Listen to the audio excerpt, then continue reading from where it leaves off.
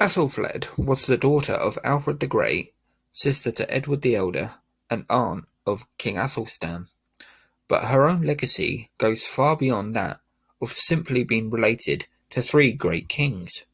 She is the most important woman in Anglo-Saxon history. In around 870, Aethelflaed was born into a world of turmoil. When she was just still a baby, her father, Alfred, became King of Wessex. His reign was dominated by the Viking Wars. In the late 880s, Aethelflaed married Aethelred, King of Mercia. His reign would be a comparatively long one, around 30 years. A much later chronicler, William of Malmesbury, speaks of the relationship between Aethelred and his wife. After Aethelflaed had given birth to their first child, a daughter, she refused to have sex with her husband again, due to the difficult nature of her labour. This would be a remarkable stance for a queen to take. Aethelred would no doubt have wanted to produce more children, and especially sons, to succeed him, but it appears Aethelflaed's stance succeeded, as no more children were forthcoming to the royal couple. Mercia enjoyed relative stability under the rule of Aethelred and Aethelflaed, especially in comparison with the other Saxon kingdoms, which were still coming under great pressure from the Viking attacks. The Mercian king and queen fortified their key towns and cities, including Worcester.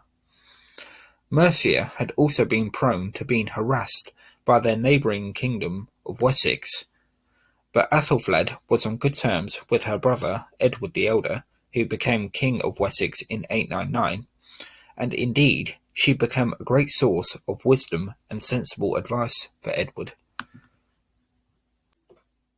Aethelred died in the year 911, and with only a daughter produced by the marriage, it was Aethelflaed who became sole ruler as Lady of the Mercians. In similar fashion to that of her brother and her father, Aethelflaed ruled proactively.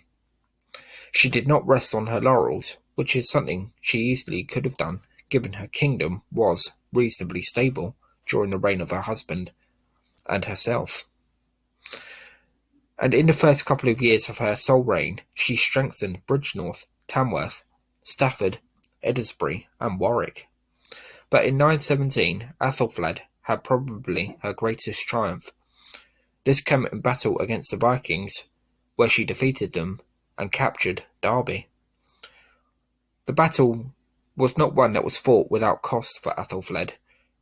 After all, according to the Anglo-Saxon Chronicle, she lost 4 of her thanes, who she was extremely fond of. But still, she could now be regarded as not only a protector of her realm, but also now as a warrior queen.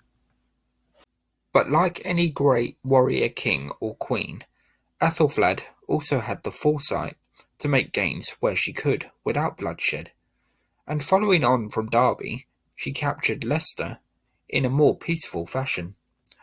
The Danish army there, or at least most of them, submitted to her, and then York also made pledges of allegiance to her.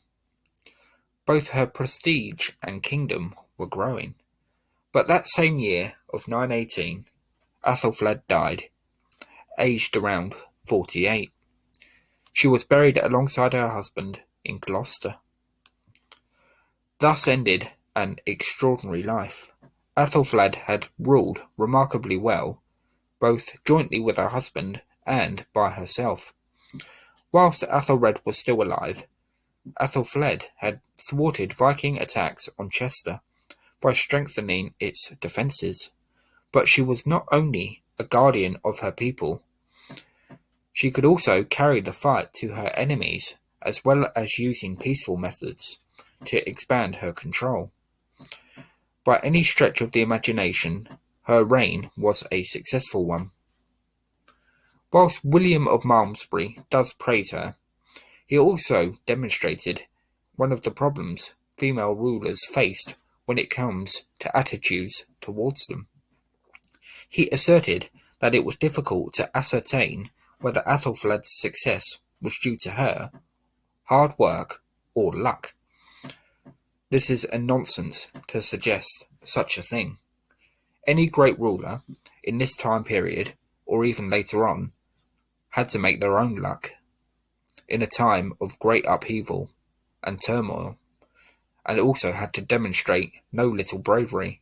So for a woman ruler to succeed so remarkably as Aethelflaed done is absolutely astonishing and should not be belittled.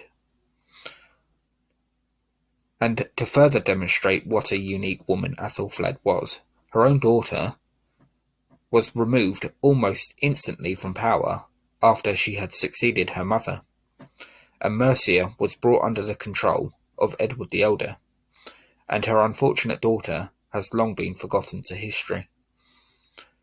Aethelflaed's impact should not be underestimated.